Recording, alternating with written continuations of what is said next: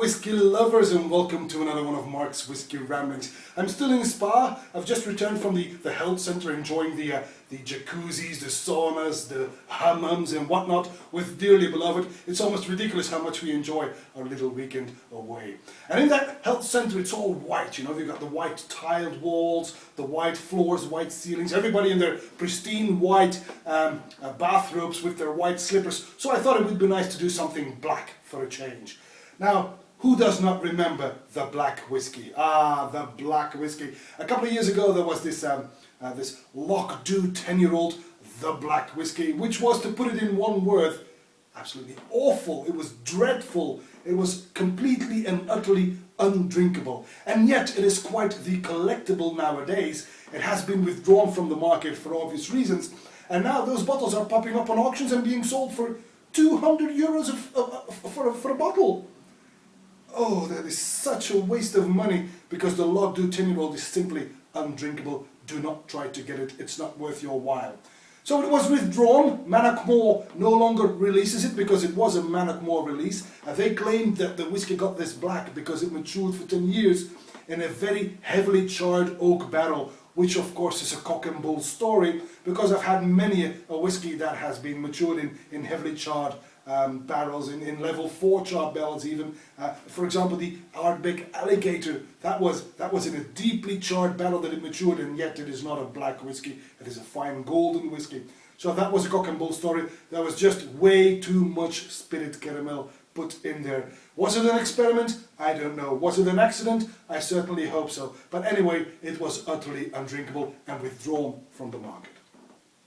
So now there is this gap in the market, there is this need to fill, or is there? That at least must have been what the Danish company McY must have thought when they decided to come back with a new black whiskey. This one, Kadoo. Well, it says Dhub on the label, but you pronounce it Kadoo because it is Gaelic for white. What am I saying? It is Gaelic for black dogs. The black dogs are prominently displayed on this label. That was also designed by a Danish artist by the name of Astrid Holm Ries. So McY came up with this black dog whiskey, and on the label the black dogs are chasing the witch of Laggan in the forest of Gaelic, which is a Gaelic legend that they are using for their marketing strategy. So the Kadoo black whiskey.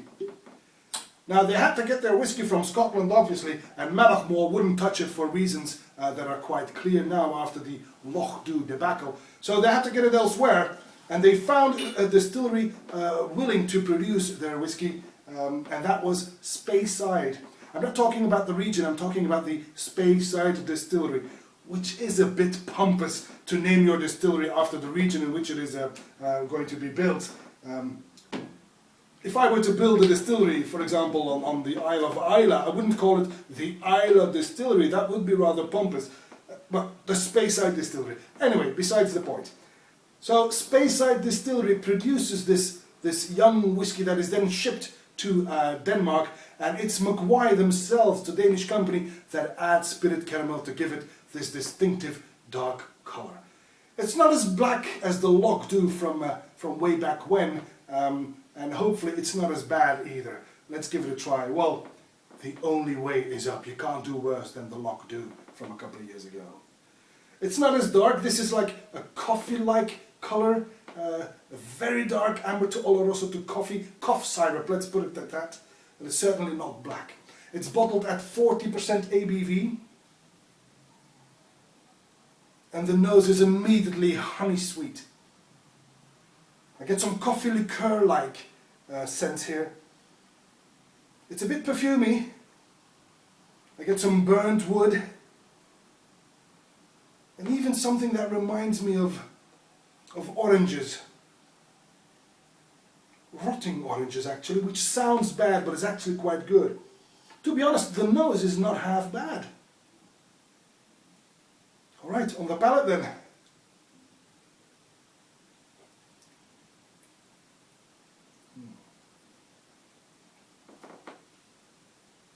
Ouch.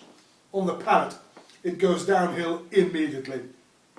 The attack is rather watery, there's hardly any body to speak of, but it is immediately immensely bitter. A huge bitterness. I get some cold coffee with green herbs in it. I even have this chemical sweetness like aspartame, again rather perfumey and floral on the palate as well. And it's got this dirty edge that reminds me of a pond, you know, standing still water and green algae are already growing on top of it. That's what it reminds me of a bit, a pond. And it's not very pleasant. The finish,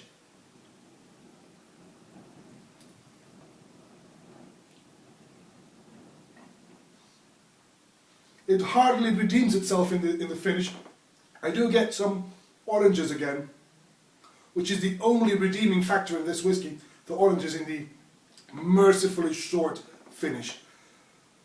Well, this is hardly worth seeking out. This is really, truly not a very good single malt. It's more of an experiment, I would say, and I think it is like, it's more aimed not at the whiskey aficionado like you and me, but more aimed at younger drinkers. It's more like a party drink. If you have rums, which I really like, and then you've got the party drink, which is the Bacardi Breezer. Well, you've got good single malt, and then you've got the Kadoo. And the fact that the bottle is only 30 euros might even confirm that demographic. But it's really not, it's not really very nice. It's not for you and me, trust me. This is not worth seeking out. It is not as bad as the Loch Dhu, but that's hardly a surprise. It's still not good whiskey. I have even some trouble terming it whiskey. It's more like a party drink. And there is this saying where I come from. Even though I live in Ghent, I was born and raised in Antwerp. So if you're from Antwerp or even just Flemish speaking, you will understand this next sentence. Deze Kadoo is geen cadeau. So do not seek it out. It is really not worth your while. I hope next time for my following Whiskey Rambling, I might come up with something very, very good instead of this nasty Kadoo. But I say nasty, but it is very big in Scandinavia. It even won a gold medal last year. Really, it did, yes. In Scandinavia, it won a gold medal. They like it so much in Scandinavia that they simply came up with a Kadoo 10-year-old. Imagine that. So, well, there's no discussing tastes now, is there? But hey, let's ship it all back to Scandinavia. Enjoy yourself, have a great party there in the Nordic region. Just don't bring it here and don't make me drink it again. Thank you very much. And that's it for this Whiskey Rambling. I hope to see you again at one of Mark's Whiskey Ramblings real soon. Until then, may the malt be with you.